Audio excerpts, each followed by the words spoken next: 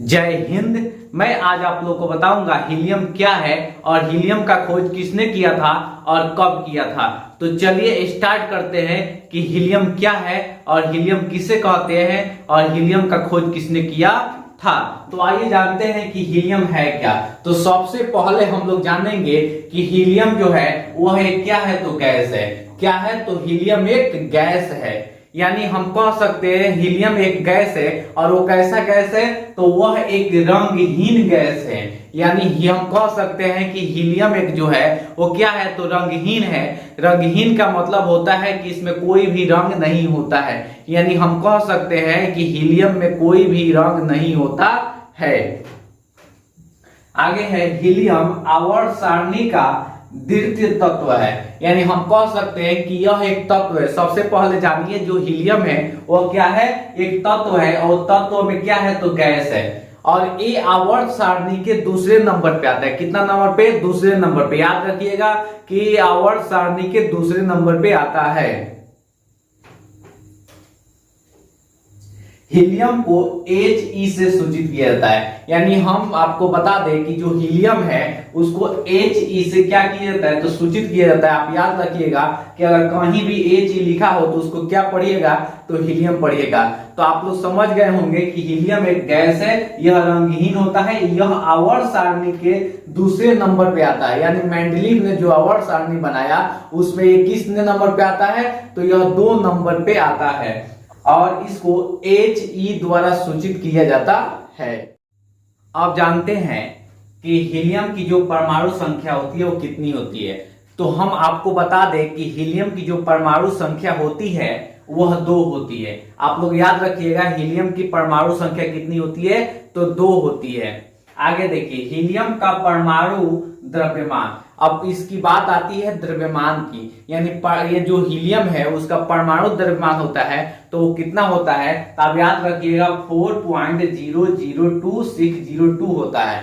आप याद रखिएगा, फिर से मैं बता दूं आपको कि 4.002602 होता है। यानी हम कह सकते हैं कि हीलियम का परमाणु द्रव्यमान क्या होता है? तो 4.002602 होता है। अब आगे देखते हैं कि हीलियम का इलेक्ट्रॉनिक विन्यास क्या होता है। यानी हम कह सकते हैं और देख सकते हैं कि हीलियम का जो इलेक्ट्रॉनिक विन्यास है वो क्या है? तो 1s2 होता है। हीलियम का इलेक्ट्रॉनिक विन्यास होता है, क्या होता है? तो 1s2 होता है। अब हम लोग जान लेते हैं कि हीलियम का खोज किसने किया था और कब किया था। तो आइए हम लोग देखते हैं कि हीलियम का खोज किसने किया था। तो हम देख लेते हैं कि हीलियम का खोज फ्रैंकलैंड। कौन? तो फ्रैंकलैंड और लुकेयर ने की थी। यानी हीलियम का खोज फ्रैंकलैंड और लुकेयर ने की थी। अब मैं आप लोग को बता दूं कि जो फ्रैंकलैंड थे उनका जन्म 18 जनवरी 1825 ईस्वी को हुआ था। यानी जिन्होंने हीलियम को खोजा उनका जन्म 18 जनवरी 1825 ईस्वी को हुआ था। यानी कहां हुआ था? तो चर्च टाउन में। यानी इनका जन्म चर्च टाउन में लंकाशायर इंजी में हुआ था। और मैं आप लोग को यह भी बता दूं कि जो फ्रैंकलैंड थे यानी जिन्होंने हीलियम का खोज किया उनका मृत्यु 9 अगस्त 1899 ईस्वी में हो गया। यानी इनका मृत्यु कब हुआ? तो 9 अगस्त 1899 ईस्वी में इनका मृत्यु हो गया। और कहां पे हुआ था? तो गोलानोर में इनका मृत्यु हो गया था। मैं आप लोग को यह भी बता दूं कि रचनात्मक रसायन विज्ञान के क्षेत्र में ये पहले जांचकर्ताओं में एक थे। यानी हम कह सकते हैं कि जो फ्रैंकलैंड थे वो जांचकर्ताओं में क्या थे? तो पहले स्थान में थे जिन्होंने यानी रसायन विज्ञान के क्षेत्र में इन्होंने जांचकर्ताओं में क्या थे? तो प्रथम स्थान हासिल किए थे।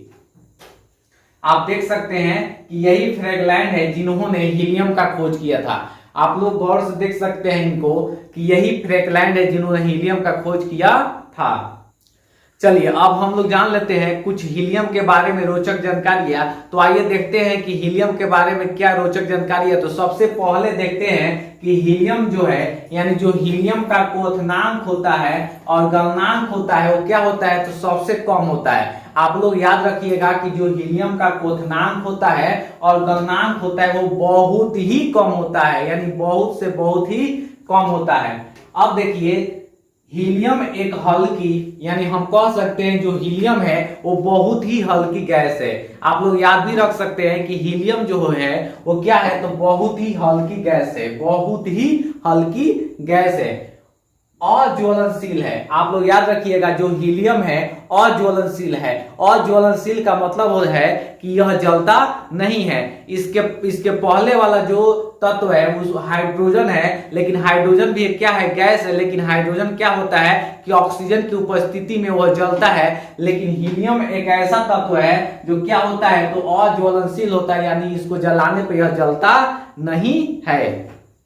अब देखते हैं आगे, यह एक अकीर्य गैस है। कौन सा गैस है, तो यह एक अकीर्य गैस है। आप लोग समझ सकते हैं कि अकीर्य का मतलब क्या होता है, और याद रखिएगा कि यह एक क्या है, तो अकीर्य गैस है।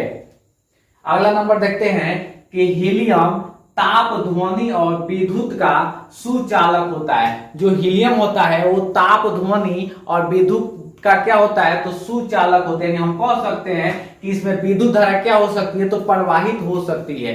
हम अगर हीलियम से विद्युत धारा की प्रवाहित करें तो क्या हो जाएगा, तो विद्युत धारा प्रवाहित हो सकता है। इसलिए हम कह सकते हैं जो हीलियम है वो क्या है, तो विद्युत का सुचालक होता है। अब देखिए हीलियम ब्रह्मांड में, यानी हम कह सकते हैं जो हीलियम है वो ब्रह्मांड में दूसरा सर्वाधिक, यानी हम कह सकते हैं कि पूरे ब्रह्मांड में ये दूसरा स्थान, यानी कौवा स्थान, तो दूसरा स्थान पाया जाने वाला तत्व है। यानी पूरे ब्रह्मांड की बात करें तो दूसरा स्थान पे हीलियम पाया जाने वाला क्या है, तो यह तत्व है जो गैस के रूप में क्या होता है, तो पाया जाता है। अब इसके अगले नंबर रोचक जानकारियां देखते हैं कि हीलियम एक उच्च बिजली के क्षेत्र में रखा गया है। किसके क्षेत्र में रखा गया है, तो उच्च बिजली के क्षेत्र में इसको रखा गया है। और यह एक बैंगनी, याद रखिएगा किस रंग का, तो बैंगनी चमक प्रदर्शित करता है। ये कौन सा रंग प्रदर्शित करता है, तो यह बैंगनी रंग प्रदर्शित करता है, वो भी कैसे, तो चमकते हुए। जानेंगे कि हीलियम का उपयोग कहां कहां किया जाता है और हीलियम का उपयोग हमारे दैनिक जीवन में कैसे होता है और कितना ही महत्वपूर्ण है हीलियम का उपयोग। तो चलिए देखते हैं कि हीलियम का उपयोग कहां कहां किया जा सकता है। तो सबसे पहला नंबर जो उपयोग है, हीलियम का उपयोग वायुयान के टायरों में किया जाता है। यानी जो वायुयान होते हैं, जो जहाज होते हैं, जो है उसमें क्या किया जाता है, उसके टायरों में इसका प्रयोग किया जाता है। किसके, तो गैस के रूप में, यानी उसके टायरों में इसको भरा जाता है। हल्की गैस होने के कारण हीलियम वायुयान को ऊपर उठाता है, यानी इसलिए इसको भरा जाता है क्योंकि ये बहुत ही हल्का होता है, जो क्या करता है कि हवाई जहाज जब हवा में उड़ता है, ऊपर उड़ता है, तो इसको ऊपर उठाने में क्या करता है, तो मदद करता है। इसलिए वायुयानों के टायरों में क्या किया जाता है कि हीलियम का प्रयोग किया जाता है। तो आप लोग याद रखिएगा। अब देखते हैं कि अगला उपयोग क्या है इसका, तो मौसम संबंधी जानकारी प्राप्त करने के लिए गुब्बारे में हीलियम गैस भरकर उसे छोड़ा जाता है। यानी मौसम की जो जानकारी प्राप्त करनी होती है, यानी हम मौसम की जानकारी प्राप्त करने के लिए इसको क्या करते हैं, तो एक गुब्बारे में भरकर इसको छोड़ते हैं, जिससे हमें जानकारियां प्राप्त होती है कि कैसा मौसम रहने वाला है और आगे भविष्य में कैसा मौसम होने वाला है।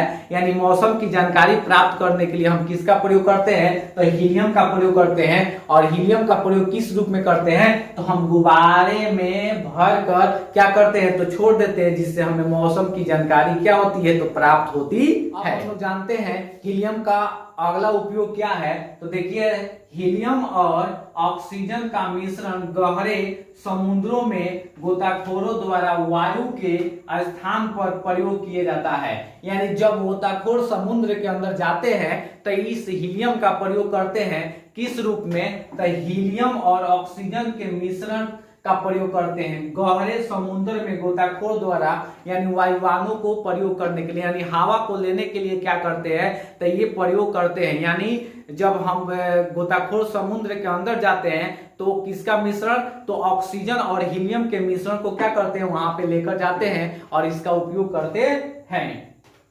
क्योंकि अधिक दबाव पर हीलियम नाइट्रोजन की अपेक्षा रक्त में कम विलय होता है। यानी हम कह सकते हैं कि अधिक दबाव पर हीलियम जो नाइट्रोजन की अपेक्षा रक्त में क्या होता है, कम विलय होता है। इसी कारण गोताखोर क्या करते हैं कि हीलियम का प्रयोग करते हैं। अब हीलियम का अगला उपयोग देख लेते हैं कि अगला उपयोग कौन सा है। तो देखिए, अस्पतालों में दामा के रोगों, ये यानी कह सकते हैं कि जो दामा के रोगी होते हैं अस्पताल में, उनके लिए कृत्रिम सांस के रूप में हीलियम और ऑक्सीजन गैस का मिश्रण दिया जाता है। जो दामा के रोगी होते हैं उनके लिए क्या किया जाता है, तो इस हीलियम का प्रयोग, यानी हीलियम का प्रयोग किसमें मिलाकर, तो ऑक्सीजन में मिश्रित कर उनको क्या किया जाता है, तो दिया जाता है। अब हम लोग इसका अगला उपयोग देखते हैं क्या है। द्रव हीलियम का उपयोग निम्न ताप पर प्रयोगों में निम्न तापीय अभिकर्मक के रूप में किया जाता है। यानी द्रव जो हीलियम होते हैं उसका प्रयोग किस रूप में किया जाता है, तो अभिकर्मक के रूप में इसका प्रयोग किया जाता है। मुझे पूर्ण विश्वास है कि आप लोगों को हीलियम के बारे में अच्छी तरह से जानकारी प्राप्त हो गई होगी। अगर जानकारी प्राप्त हो गई है तो आप लोग मेरे चैनल को क्या करिए, सब्सक्राइब कर लीजिए।